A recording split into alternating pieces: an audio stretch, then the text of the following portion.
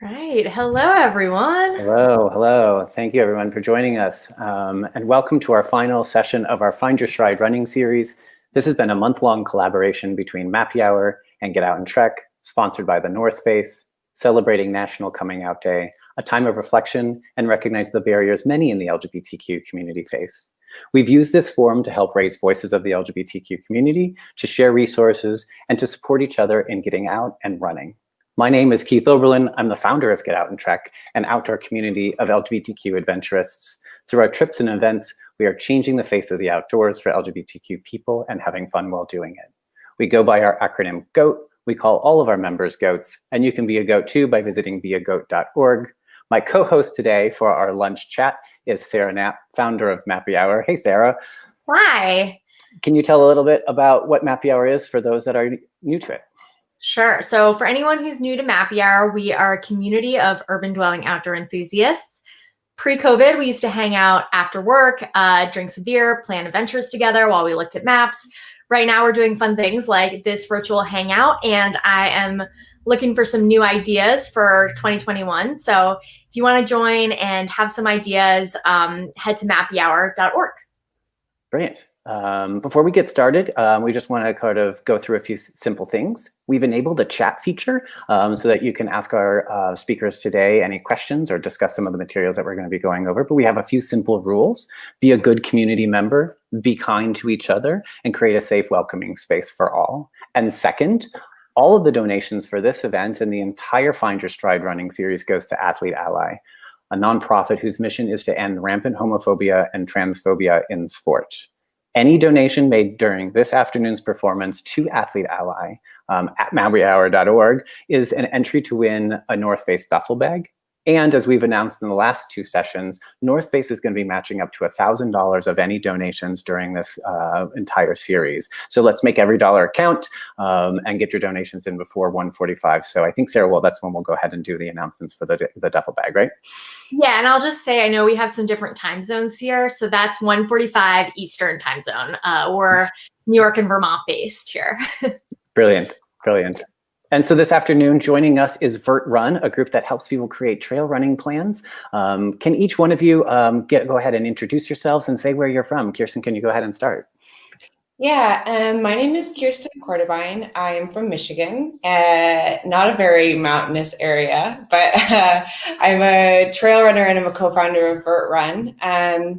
So yeah, I'm from Michigan. I now live in France, and I actually originally got connected with trail running as a photographer. I started my career as a sports photographer, so I photographed a lot of trail running and mountain races, and that was actually kind of what led me to fall in love with the sport. So that's a little bit of my background. Moises, do you want to go ahead now? Yeah, hi.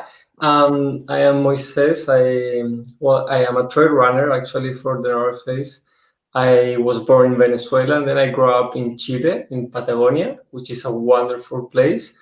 I'm currently living in France with Kirsten, and I'm passionate about running and moving, and I was one of those kids who all the doctors suggested to give some type of medication so I didn't move so much, and found running like my getaway for that. So that's what I do kind of for a living now.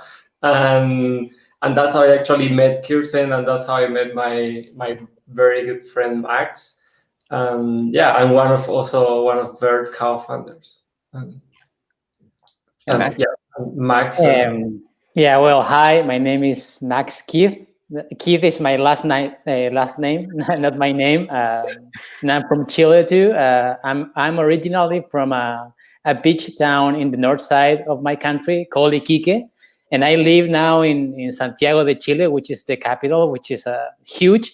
But this week I'm actually in my hometown just for the week. I'm visiting my family, so I'm here. And we meet each other with Moises running a race, actually one of the endurance challenge races that we have here in Chile, almost 8 years ago now, I think. Been doing outdoorsy stuff since I was a little kid. I've been doing mountain biking, kayaking, but been really focusing in trail running and doing some races for the last couple of, I would say even more than a couple of years now, I think it's almost 10 years now. So yeah, I've been doing it for a while, and yeah, I'm the other co-founder of Vert.run. Fantastic. Max, if you wouldn't mind, and I'll go through each one of you, if you wouldn't mind telling us how each one of you sort of discovered trail running. I'm a runner, I run on the road. Every once in a while, I tend to do something on the trail. But how did you sort of find this as your sort of place and time in the outdoors? Yeah, well, like I mentioned, since I was a little kid, probably because of my parents, I always been outdoorsy. Like he take me to, I don't know, to walk, then he joined me in the mountain biking stuff. So I've been always kind of been in love of nature. Here, as I mentioned, this is more or less like a beach town, and I'm not a surfer, but we do have other stuff related to the outdoors. So I've been doing all kinds of stuff. But then I guess in 2010 or 2011, I got an invite from a running club, and they mentioned something about running on the trails. And yeah, I said, why not? I've been doing all sorts of stuff. So I just signed up, and I immediately fall in love of the sport. And that year actually ran my first trail marathon, and 2 months after I was doing my first ultra. And it's been a hell of a ride since then. That's incredible. That's incredible. Moises, I'm curious, how did you get started in trail running? Yeah, so I was very active, and I tried all the sports in high school, like basketball, soccer, and the only thing that I was good at, it was like running during the games. But I was like, I never played so often. I wasn't like very skilled. And then in university, I just didn't have the skills to be part of a team, but I needed sports to keep myself active. So that's how I start running in the road. Like I start running before school or after, like almost every day. And then like I guess I ran into like a group of people like running. I saw people running in a trail, and I was like, oh wow, like you can like go and run there and or power hike up and then run down. And then I just started going up and researching in internet. There wasn't much resources like 10 years ago. But like, like a couple of videos in like YouTube or something like that, and grab a water bottle, and I start like just going out of the trails, basically, like, and got very addicted to it, basically. Like I love it. It become my lifestyle very, very quickly. I was completely addicted to running when I was in middle school and high school. I'm curious, Kirsten, how did you get involved? Yeah, I came from, I think like a lot of people in the US, I did track and cross country in like middle school and high school. So I came from I was also never particularly good. But in middle school and high school, yeah, I guess the word addiction is a little bit right, because I got really into not even runner's high, but the way that you feel after you run, like you can focus better and you just feel happier and you feel nice. So I kind of carried that with me through college and afterwards too, just running a couple miles here and there on the road. And it wasn't actually until, originally before co-founding Vert, and even still now, as I mentioned, I'm a sports photographer. So I ended up just through a long series of events, trail running ended up being my focus. So photographing races or expeditions or shoots for brands and stuff like that. And I was always a little bit on the outside. I don't know, maybe I kind of kept distance because it's like, well, this is what I'm shooting. So I would be on the trails with all of my gear, but it wasn't until probably 5 years ago where it actually clicked for me that trail running is like, for me, it was really perfect because it's this mix of running, which I already like, and hiking, and I don't want to offend anyone who likes hiking, but for me, I always found it to be slow and like kind of boring. Like I love the nature aspect of it, and I loved connecting with the outdoors and getting the fresh air, but I was always like, I grew up hiking with my family, and I was always like, oh my goodness, this is going to take so long. So once I realized trail running is basically hiking, but fast, I was like, oh, this is really cool. Like, this is amazing. So for me, that was kind of how I got into trail running. And I'm, out of the three of us who are behind Vert, I'm the only one who's not a professional trail runner. I am actually training for my very first 50K with Vert Moya is coaching me. So that is like, I've never run an ultra. I'm not a pro like these two. So I kind of represent the other side of trail running besides the like, oh, I run 100 miles kind of thing. That's my background. That's brilliant. If you could now go ahead and sort of describe a little bit about Vert. How did you get started, and sort of what sort of niche do you feel that it really sort of fills? I love the pro and the sort of more sort of regular runner sort of cohort that you guys wind up representing. Yeah, I think you can maybe explain this well. Like when you and Max started, there really weren't resources, right? Like, So there's always been like information out there, but like trail running is like it's such a simple sport. It's like, well, and running itself is such a simple sport. It's just about like putting a pair of shoes and getting out. And we believe that trail running is everywhere. Basically, it's just like exploration. Like you can find exploration everywhere. You just need to go and like find it, right? It's more like an state, like a lifestyle. And when we started trail running, there was community and there was like groups and like races and stuff, smaller than what it is now. But it always felt like a little bit close or far. Not because it's a complicated sport, because it's the opposite. It's actually, as I said, like so simple. So we wanted to create something that opened the doors for everybody, and also that I can share some good knowledge and some good information in a beautiful way, and in a way that is easier to consume, and like where you can actually learn and improve your skills with an objective, with a method, and enjoy the journey. So the idea of Vert is just providing, like the first thing that we provide are training plans, and is providing training plans to everybody, like people that live in cities or in the middle of the mountains, because we have lived in cities and in the middle of the mountains. So we provide these training plans that are designed by us or by very, very good and professional athletes from all over the world, and give them to the people or at an affordable price or for free, because I mean, at the end, like it is important just to like open the door and give access to everybody. And we decided to build it like a little like application. It's a web application now, kind of also to give a good service, and like it's made by trail runners for trail runners, because also like normally all the innovations in like endurance sport come from the cycling world. Like Strava was done for cyclists and so on. So we wanted to do something for trail runners, basically. It's very simple at the end of the day. It's just about getting out and exploring what's around you. Cool. All right, I'm gonna hop in now, and I did want to respond to Kirsten. I'm not a fast runner, so I haven't had the experience of feeling like my running is faster than my hiking. However, I am a biker, and I totally agree. After I got into biking, now when I go hiking, I'm just like, this is the slowest thing ever. Like I need to go somewhere right now. I really get it. Like different strokes for different folks. Like I have family members, I have friends who are super passionate about hiking, and I totally get it. But like me personally, I just get really like, I really do.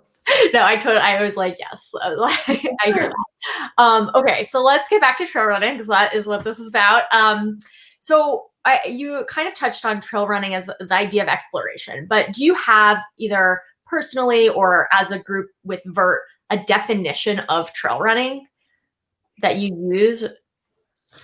I mean, personally, this is a very personal opinion, I guess. For me, trail running is literally everywhere. Like it's just getting out and like running, but trying to avoid maybe the big streets. Like even if I'm running in Berlin, which is a huge flat city, like I go for trail runs, and like half of them are in the road. But then if I find a park, like I try to find some trails or stairs or like a river path or whatever is not like a conventional running path. And so like I try to find trail running wherever I am. So I believe that trail running is everywhere. Even when we're in lockdown here, we had an hour a day to run with a 0.6 mile radius.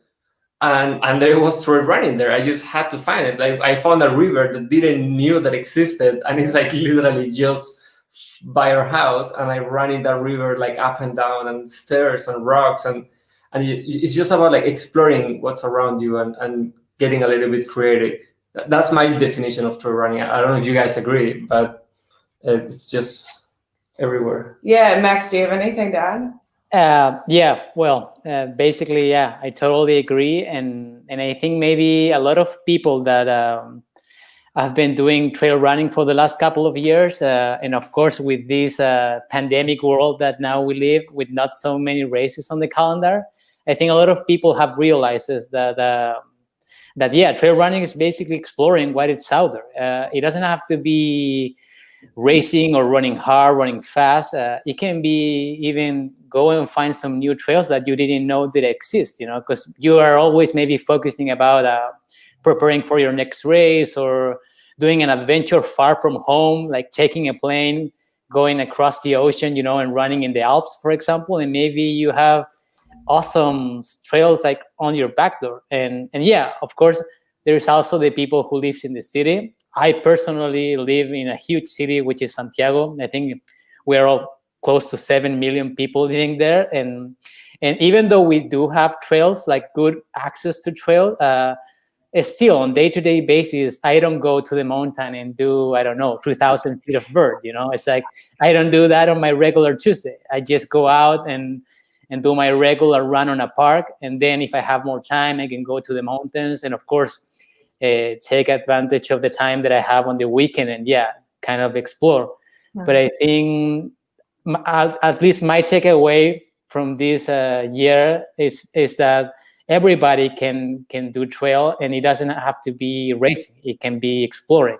And I know the trend of fastest known time, I don't know if you have heard about it, is super hype right now.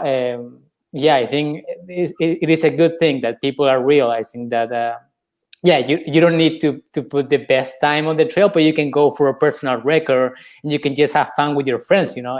In the end, it's about having fun and exploring. Yeah. Yeah, I mean, I think definitively COVID, not a good thing, but if we have to find some good part of it, like this kind of opportunity to explore what's just like around us and maybe things that hadn't seen as like fancy as the Alps might, has definitely, at least for me, been something that I've enjoyed, and I hope, you know, others as well. So you mentioned that you live in the city.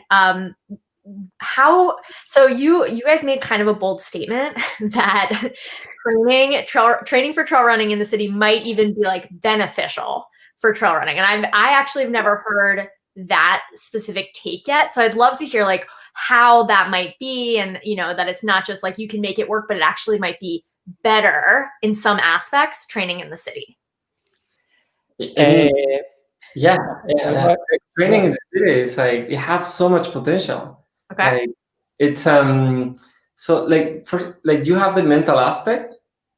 So like when you're running in the city, you gotta be like always alert because, well, you're in a city. But you got like this mental aspect of like you gotta repeat a lot of the time the same thing. So if you live in a city where there's not a big climb, which is like I have experienced that, and you have a set of stairs, for example, and you need to do elevation gain, you're gonna do it like 10, 20, 30, 50 times, right? And so from the mental aspect, it's great because you're getting mentally tougher, you know, and by doing the same lap 100 times, you're gonna discover, you're not exploring around, but you're gonna explore a lot on yourself, and you're gonna discover a lot of things about yourself, and like a lot of things about how, not how tough, but how strong you can be mentally.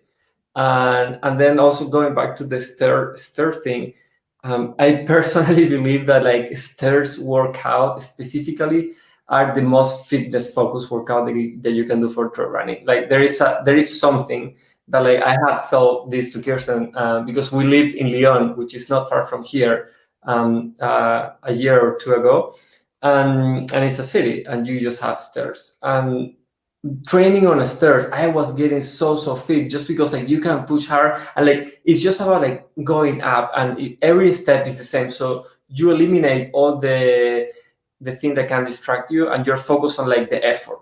So you have the mental aspect of like repeating the same routes or doing the same thing, and then you have some beneficial fitness aspects just by doing the fitness part of it.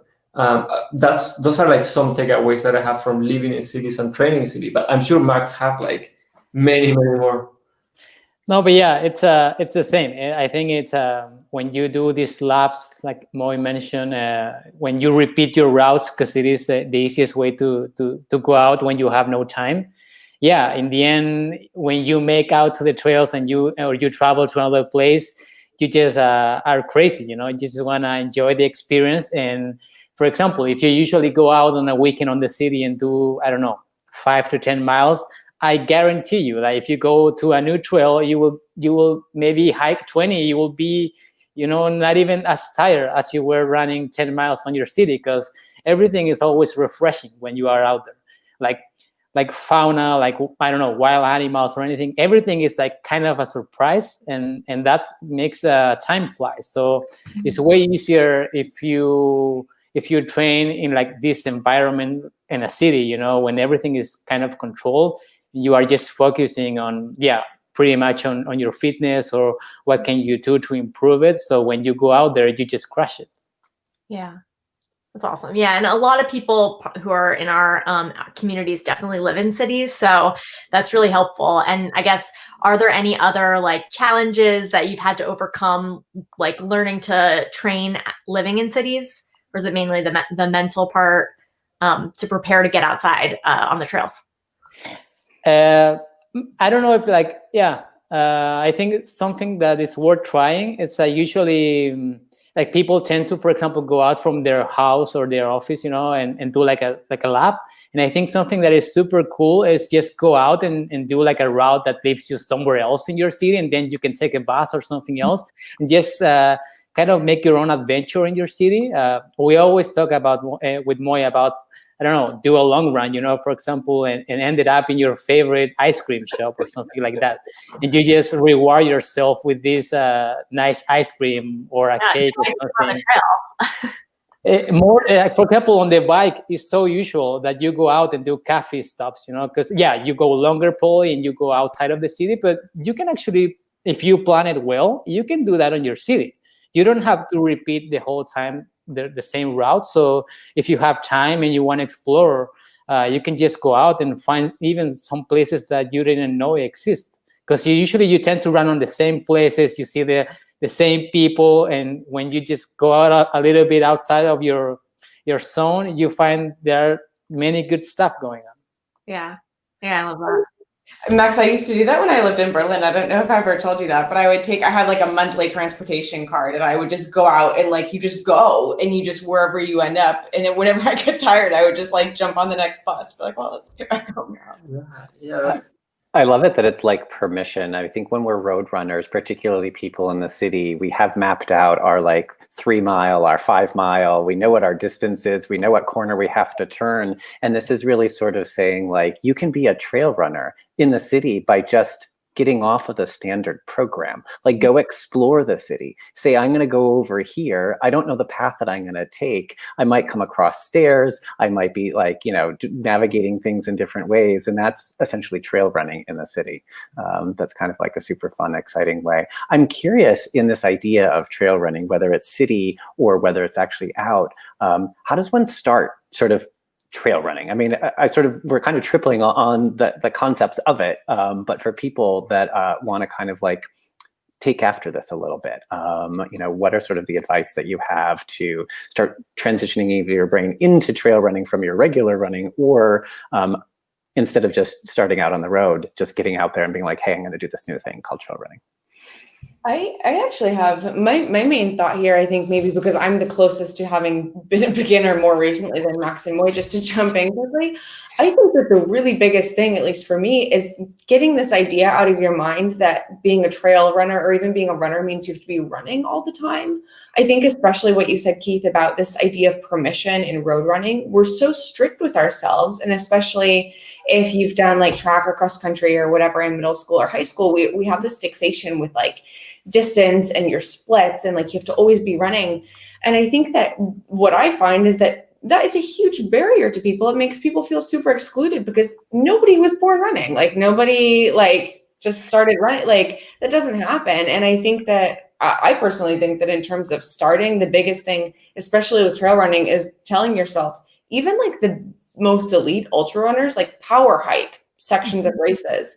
Like, I think if just taking that phrase and like remembering it, like, oh, even like the top ultra runners power hike in races, like trail running is a lot more fluid. It's not like you're pounding the pavement all the time. I think that, yeah, I mean, you guys probably have tons to say, but I think just starting from that viewpoint, like trail running is not running all the time. I think that is a really key thing to keep in mind. Yeah, just to add a little bit, I mean, yeah, runners tend to be very structured about like running the 3 miles and yeah, being specific. Personally, and we all share this philosophy, we tend to measure in time. So like you are gonna go for a 20 minutes run or a 40 minutes run, and if today you're feeling great and you do X miles, and tomorrow you feel more tired and you do Y miles, it doesn't matter. You're getting out for 45 minutes, right? And you're enjoying it, and you can power hike or like just do some like new sections and stuff. So that's a good way to approach to, in general, running and or trail running. And then another thing that I think it can be very helpful is something that actually Kirsten do a lot, is like using the running as a like having an excuse for it. So like I use it a lot to commute. So you just like put your computer in your backpack, and it's actually 2K from here to the office, but I can take a detour and make it like 12K. And I just like do my I go to a little hill or something, and it's nice because I'm commuting. I have an ending point and I have an objective, but I'm using running for that. And those are like very like approach that I can simplify the running or the trail running aspect of your life. And to get started, I think what you said, it was great. It's just starting very, very simple. It's way more simple than what we think. It's just about getting out for a little bit at a time and adding a little bit next week, and just being very consistent. And not make it the normal mistake, which is like you run 3 times for 30 minutes, and then your 4th time you go for a 10-miler, and it's kind of like you're gonna get in your like 100%. So just take baby steps, see it in the long game, kind of like a little by little. That's what I think one other thing I'd like to add, based on what Moy is saying too, this is a topic that's near and dear to all of our hearts, I think, is also that, like, if you, let's say you want to go for your first trail run, instead of thinking of it as like, oh, this is this whole new thing and I don't know how to do it, think about it as like going for a walk or going for a hike. Like, let's say you go to a trail, and like maybe you're going to jog a little bit, like the downhill sections, or it's flat, so you're going to jog a little bit. Or if you're already familiar with hiking, like taking a part where you normally like feel super strong, and instead of wearing hiking boots, maybe you wear running shoes and you try to jog a section. Like for me, when I first started trail running, that was the way actually that I looked at it. And it was Moises who challenged me. I was shooting a race and I had all my gear, and he was like, well, why don't you just try jogging the downhills? And I was like, oh, okay. So I think that's a really simple way to look at it too, is like, just kind of throw in little sprinkles of running, and like sooner than you realize, you're like, oh, I'm running on a trail. This is sport. So, Max, I'll let you go ahead. Well, there are good advices. Like, I don't know what much else I can add, but yeah, basically taking it a step by step. I think a lot of people, especially nowadays, like when ultra running is getting so popular. Like everybody wants to go out and do a 50K, you know, like 3 months from now, I'm going to do my first 50K and I haven't run a single step. And like, there's basically no need to do that. I mean, trail running is trail running. It doesn't matter if it is 2 miles, if it is 10 miles, if it is 100 miles. For me, everybody who are running on the trails or even walking on the trails is doing trail running. So I think there is no need to rush it. I think a lot of people are kind of trying to work out his way into an ultra really fast. And in the end, yeah, maybe they can do it.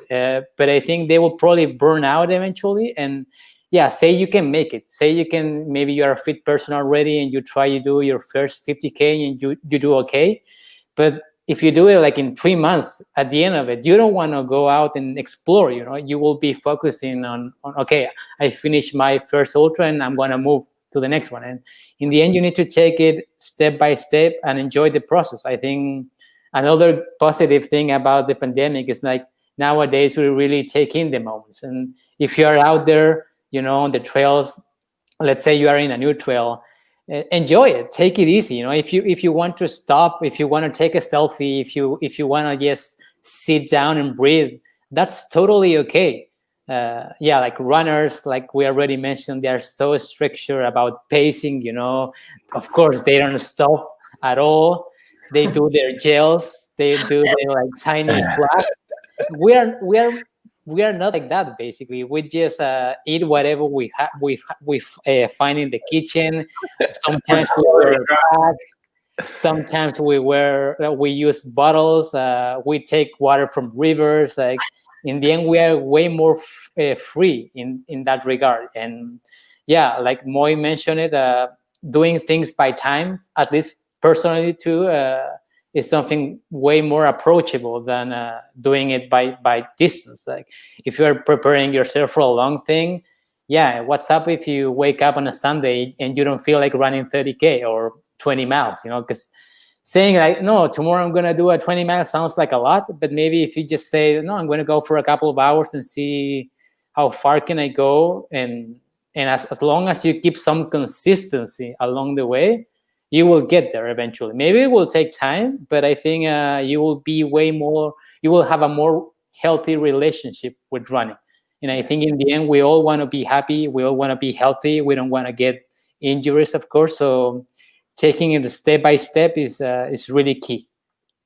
No, I like that. And I like the idea of being able to sort of just have this, you know, accessible and taking it at sort of one's own pace. I love that concept and around that. I'm curious, what advice do you have for people that are completely new to running altogether, and the idea of kind of like getting on the road and just being like pounding the pavement. So this might be like a different avenue, but trail running does have different challenges, you know, than running on the road. So what advice do you have to first-time runners that are thinking maybe trail running in the actual outdoors on trails might be where I want to get my start? And I'm thinking a little bit along the lines of, we had some injury prevention in the beginning of our series. We had some strength training. So not just about like keeping idea of time, but there's also some other sort of things to be aware of for first-timers. What sort of advice do you have for them? I was gonna say Max is the one who designed our new like first like running from zero plan. So Max probably has some good input here. I don't know if you want to go say something. No, I can compliment afterwards. Yeah, I mean, if we are talking about like physically, we already kind of mentioned it. Like there is really no pressure at all. You can literally take your first round and just walk. You know, you can just go out and walk for 30 minutes, and if you feel that you can handle some jogging or some running in between, that's okay. There's really no need to rush it. Or you can always kind of mix. Okay, you can say, I will walk for 5 minutes and then I will jog for the next 2 or 3 minutes and see how it feels. And yeah, it doesn't have to be a lot of time too. Like that's the other thing. A lot of people say like, no, I don't have time. I'm always busy, you know, and you can go out for 30 minutes. You don't need more than that. Like you can wake up a little bit earlier or take advantage of your lunch break and just take a walk for 30 minutes. And if you feel like you can run a little bit, and if not, it's okay to run. It's okay to walk, sorry. So as long as we start with some base of consistency, I think you will get well really fast. I'm not. It's hard to tell, of course, how long it will take for a person that is starting in trail running. But I've seen great results with people just being consistent and going out for 3 or 4 times a week, but really keeping consistency and not missing a week. In literally a couple of months, they will be out running 30 minutes, even though if they can even believe themselves, you know. And I think the other part that is really important is like if you go out there for the first time, because Keith, you mentioned maybe somebody who is not really had any background with the outdoors or any other sport. It's always important to learn a little bit about your area. If you live close to the trails, it's very good to have some maps or maybe Google or do some research online. I think it's very important to learn some basics. It's nothing complicated, but it's always good if you go in advance to learn a little bit about your area and maybe get yourself some maps and stuff, or maybe ask some people. But I think you need to go into the trails with a little bit of knowledge about what you will find, because trails sometimes can get messy, and if you feel like you were for an hour and then you get lost and ended up in, I don't know, 5 hours, that is no good. So it's always good to do a little bit of research. And the other thing, it's like, don't be afraid of carrying stuff, like pouring a pack, carrying yourself more water that you think that you need, carrying food, even though if you're not going to use it, it's always better to have it. And then, of course, if you get experience, you will know that trail or that route will take this amount of time, so I will need these things. But at the beginning, you don't know that. So it's better to just put all the stuff in your pack and just go out and shoot for having a good time. Yeah, I mean, all of that is very well said. The only thing that I will add, it's start slow. Try to do these like walk runs, like 3 by 2 minutes. In our beginners plans, we do that a lot. Like you walk for 3 minutes, run for 2 minutes, and then we increase. And the next week it switch. So you run for 3 minutes and walk for 2 minutes, and then it's 4 and 1, and then you're running like the whole 5 minutes and so on.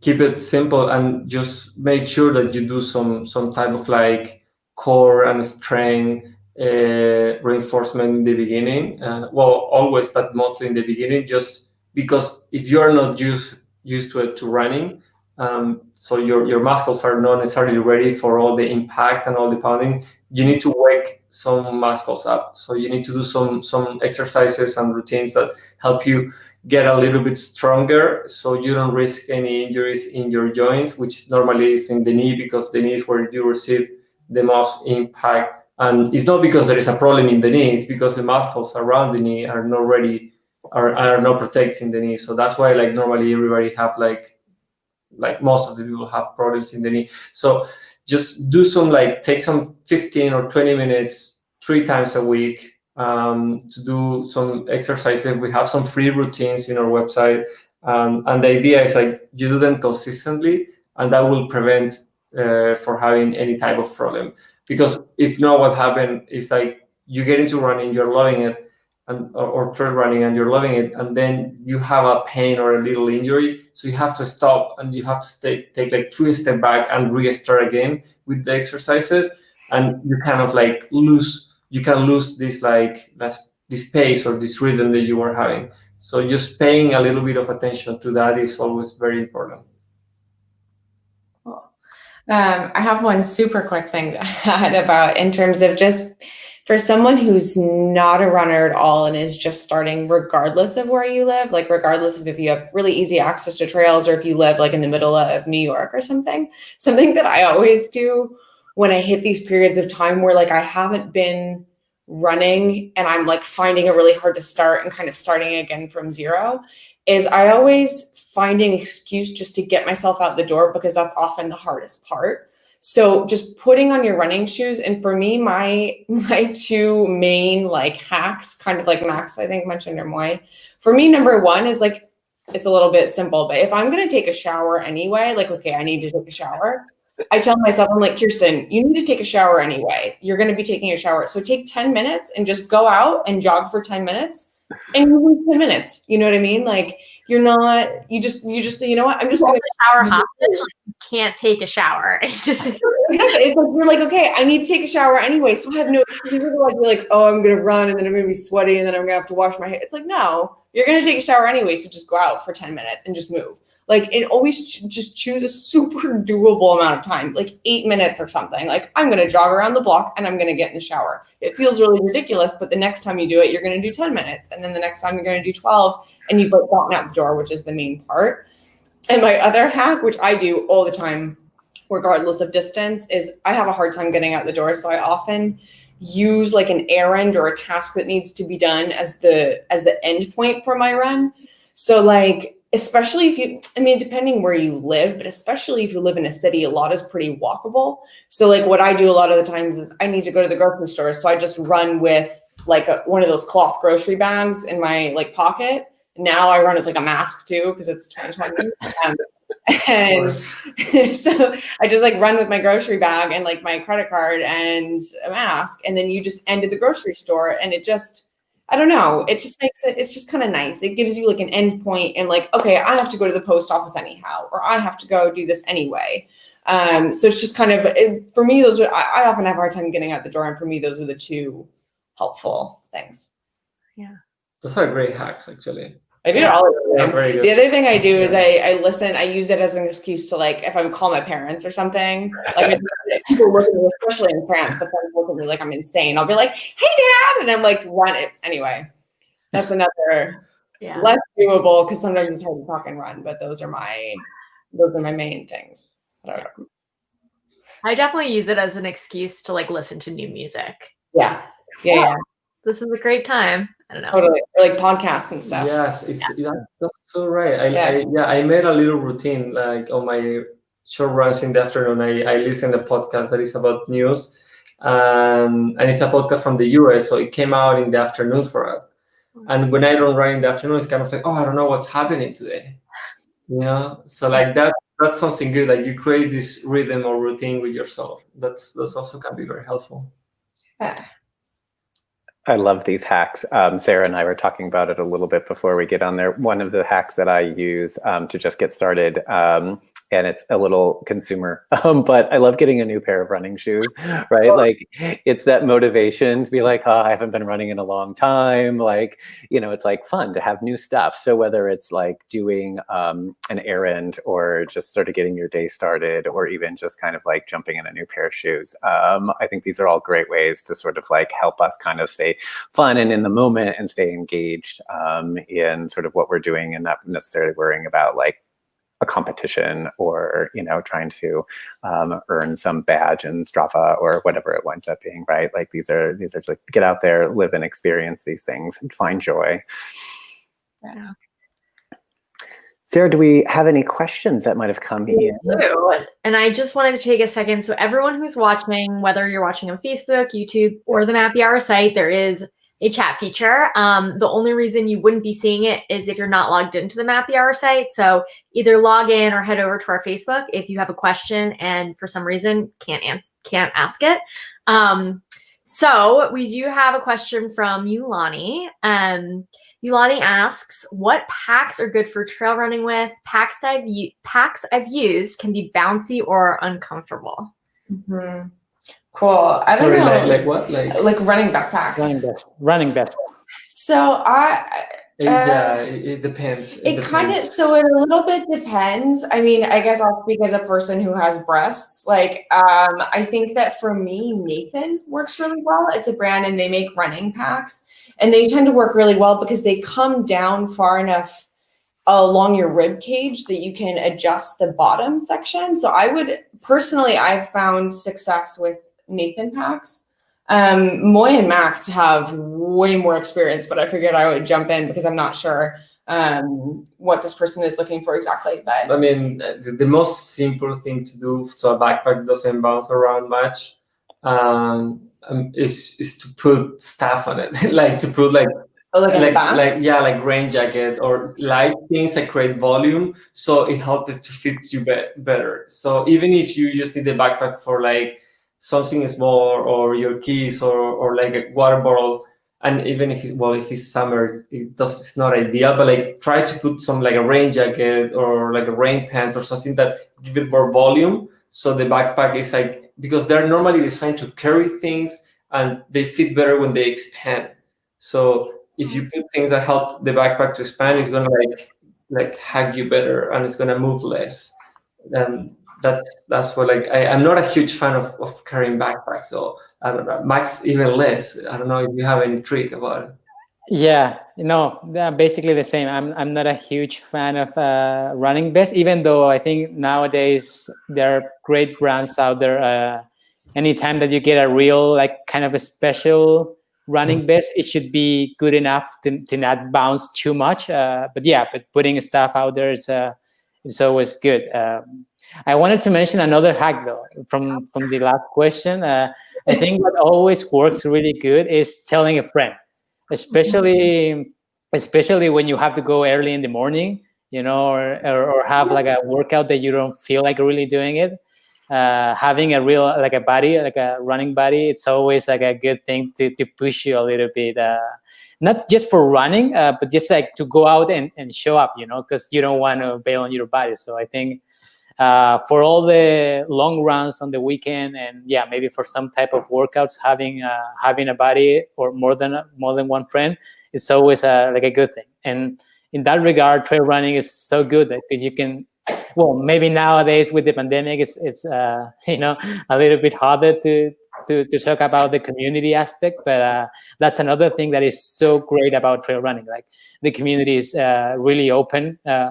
It's not as structured as with runners, as we already mentioned. And I think if you go out there, you will find lots of groups, and even after races, you can hang with people and you can ask people. I think most of the people who have been running for a while are always very open to talk with you and give you advice, and they can tell you about these routes, that you didn't know that exist. So I think the community that surrounds trail running, it's always like a good way to get into the world of trails. And I think even though if you live in a city, you can find a good group of people that are willing to help you and to find some good information.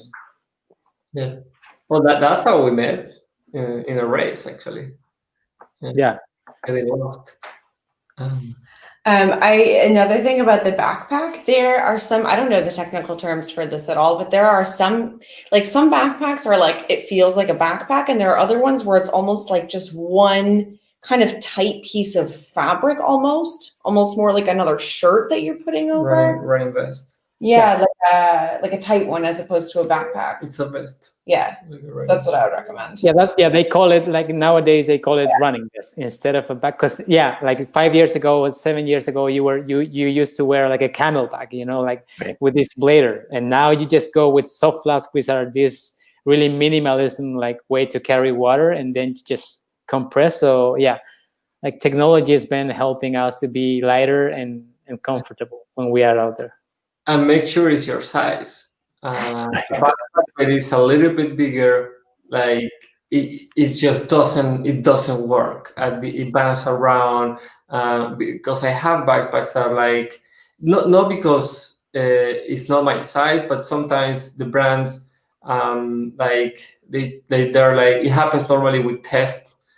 So like the tests come and the backpack is a little bit bigger for the size S. So like there is nothing to do about it. Like it's just, you have to kind of like fix it maybe manually or something. So make sure it's your size. That's super important. Like try it on if you can. That's key. Yeah. Cool. All right. So do we have time for one more question? Yeah. Yeah, totally. Like, yeah. Okay, cool. What is something that you wish you knew before you started trail running? That's a good one. That's a very good question. I have made so many mistakes along my running career, so a lot of things. That it's important to drink and eat before you really want to. Mm. So you can avoid those like beautiful bonk moments where like you are totally useless. That is something helpful. That you project that what you're eating and what you're drinking now is not for right now, but it's for like in 1 hour or in 2 hours if you're doing something long. That's super good, because once you get down to a point where you're out of energy, it's very hard to get out of it. It is possible, but it's very hard to get out of there. So yeah, that and so also mostly for like long type of things, start slow so you can finish strong. That's also something that I learned by just trial and error. But like things always go well when you start slow and finish strong. If you start in your runs or in your races, if you start fast, the chances of finishing slow are like, and suffering a little bit, are higher. So those are like my big lessons. Besides many others, I have learned many lessons with Max, getting lost and showing up in like midnight in random towns. But I don't know if like it's worth going into details. Part Yeah. two. Yeah. I think related to that same topic, for example, if you came from the running world and you used to do like marathons or 10K, yeah, you go through an aid station and you're not even stop, you just grab your water and just put it in your face, and with us, it's a bit different. Like I mentioned, you can literally stop.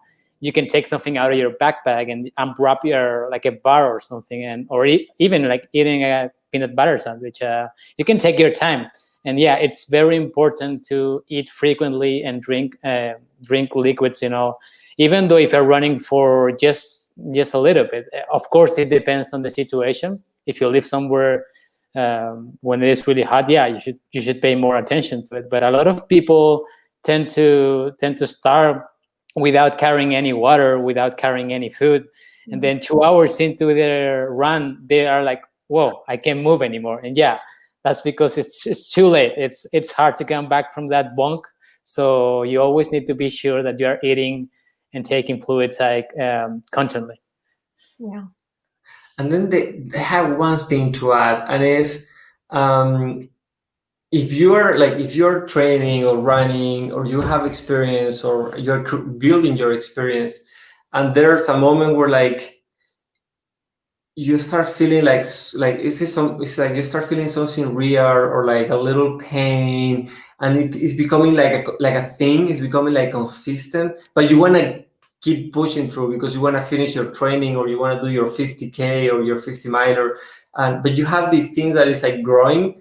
Always listen to it, always listen to like this little pain, because now it's a little pain, so you work a little bit on it. Like if it's in one of your joints or in a muscle or something, you like stop and like pay attention to it, and you work before it becomes like a thing, before it becomes an injury, because that's how normally injuries start. And then when you're injured, it's like kind of too late, but like a lot of the time we can avoid it just by listening to our bodies. So this is applicable on running too, but if you have something, just pay attention. And it is better, even if you're sick, like if you get the flu or something, like it's better to stop and not run for 3 days or for a week than to be like a month or 3 months running like without energy, or not being able to really run or really enjoy. So it is better just to like take it easy for a little bit and like fix what you need to fix, so you can keep moving forward, than just like, I know people that like they don't know how to stop, and they can be 6 months with like not enjoying running because they are not able to stop and like just work on the thing. That's something that I think can be helpful. Yeah, and maybe my last comment there is something that I learned. It took me a while to understand it, actually, was that trail running, a lot of people tend to think it's about going up, and they kind of are always pushing to run every single uphill. They try to run it, even though if it's not efficient. Like if you feel like you are going at the same speed power hiking than running, then you should power hike because you will save energy. It would be maybe a little bit slower or even at the same speed, but you will feel way more recovered for when the downhill starts. And really, the downhill is when you can really gain time. If you are into that stuff, or you wanna start improving a little bit in your in your performance, you need to focus on the downhill at least as much as you focus on going up. I think a lot of people go way too hard on the climbs and they just explode on the downhill. Like their quads are gone by the middle of the downhill. So I think it's always important to pay attention to the downhills. Yeah. I think my input about, like what I wish I knew before I started trail running is super brief, and it's similar to what Max was saying. And I think what I mentioned before too, this idea that like trail running is not running the entire time. Like it's not like, oh, you have to go out there and if you're walking 90% of the time, you're not a trail. Like, no, that's not it at all. I think for me that I always felt like it was something that I couldn't do because I was like, I can't run uphill. Like I can't trail run. But at the end of the day, like even the pros are like power hiking uphill, So like it's I think for me, it's just about kind of wiping away these misconceptions and understanding that trail running is just getting out and moving efficiently. Like Max said, actually, it's often more efficient to power hike up a hill than it is to run. So I think for me, that's the thing that I wish that I knew because I would have started trail running sooner. I thought it was this like ultra club where everyone runs uphill, and it's like, actually, that's like not it. Well, that's a huge myth. I think you walk what I wish lot. I knew. Yeah. There's some, not if the race is flat or if you're running on flat, but in general, like you walk a lot. Yeah, it's part of it. Yeah. Yeah, my first introduction to trail running, I volunteered at aid station when the North Face had the challenge. Oh, the one in Bear Mountain? Bear Mountain, yeah. And I was at like mile 20 or something, and everyone was walking. We were at the very top of the hill. Everyone walked to the top, and I'll actually lead this into the last question. But at the aid station, there was like the weirdest food. There were Skittles, potatoes, and just like that was my intro to trail running. I was like, what is going on here? So the last question is from me. What is the weirdest food you like to eat on the trail? What is yours, boy? You can talk about what you eat during UTMB. If you have. Yeah, I mean, for me, for longer races, I mean, it's not that weird. I make like rice cakes with avocado inside. No, but the weird part is he like rolls them up, like he tries to make them a sushi, but like he uses regular rice, so it ends up just being like mashed. It is very ugly, yeah. Like after mile, squeezing it out. It's not pretty. It's not pretty. It's not pretty by any means. That and then like I don't do it, but we live in France, and here people in races during, after, before. Oh yeah. They eat cheese and salami and ham. Like you're running hard, like some of the like fast like people, and they're just like eating this Parmesan cheese. I'm like, it's incredible. And they ask me, "Oh, but you don't want any cheese?" And I tried once, and I actually didn't finish the race, so it didn't work for me. That would be for my take. I don't know. What about you or Max? Max, what do you yeah, I think particularly in the States, aid stations are really weird. Like in Chile, for example, they're pretty like standard, I will say, the usual stuff. In Europe, they do have some like weird stuff, but I think in the States, I've seen bacon, like quesadillas. They do a lot of pickle juice. I've seen pickle juice on aid stations, like some sort of soups. Like my main thing is not try anything new on race days. So I'm not a fan of doing that stuff. But I think a lot of people that have like a solid stomach can try really weird stuff on races, especially if they are long. You can just sit there and eat like a buffet. Yeah. Basically, it's like an eating contest. Like doing an ultra is like an eating contest and moving forward. Yeah. I do remember though, one time we were doing like a traverse in Chile, and you brought a salami. I think it was the day that I hit my knee, you know, and I had like that scar. Like you brought a salami. I remember like going up in the snow and we were eating salami. You were really into salami that time. Maybe that was my only time that I tried something weird, because I since that time I haven't done it. I I don't know if it worked, but that's something I remember. Yeah. Wow. Amazing. Yeah. Cool. Well, thank you all for being part of this and sharing all your expertise and hacks and all of that. We got a few thank yous in the thread as well. Oh, well, thank you very much, and also thank you for everything that you guys are doing. This is like it's super cool, and it's necessary. Like this instance, physically or virtually, virtually it's awesome because we're in 3 continents and we're talking. That's amazing.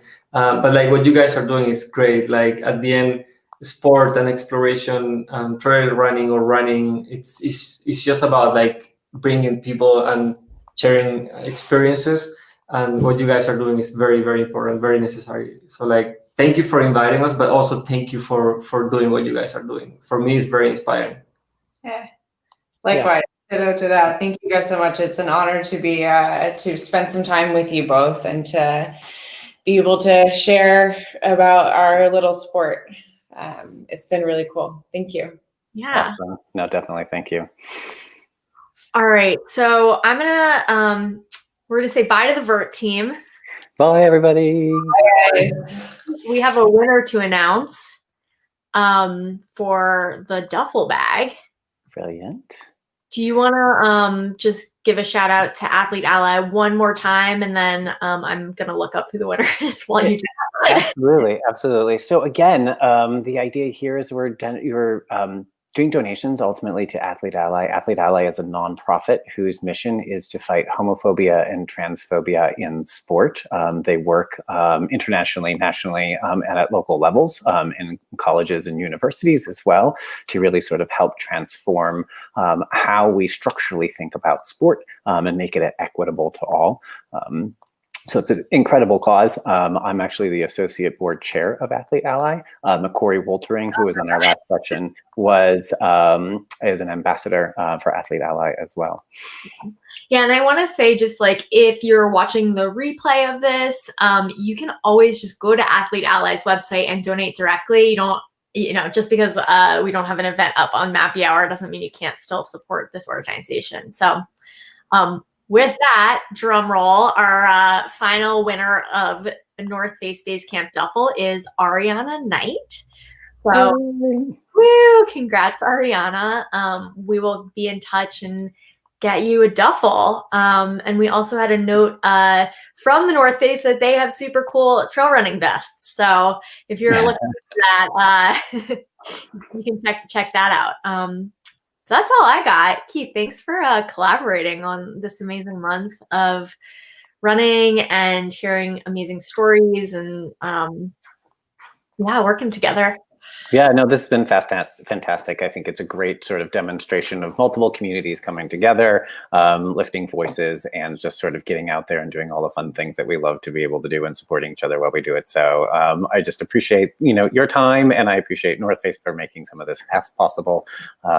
Check out your local running groups, frontrunners.org, and several others that are out there, whether it's LGBTQ ally or whatever your local community can provide for you.